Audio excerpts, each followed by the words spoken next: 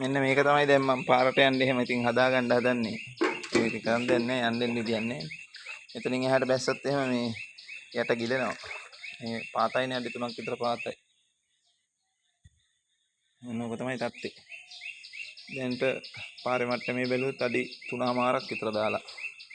තව ටික ටික වැඩි වෙන ලකුණු තියෙනවා.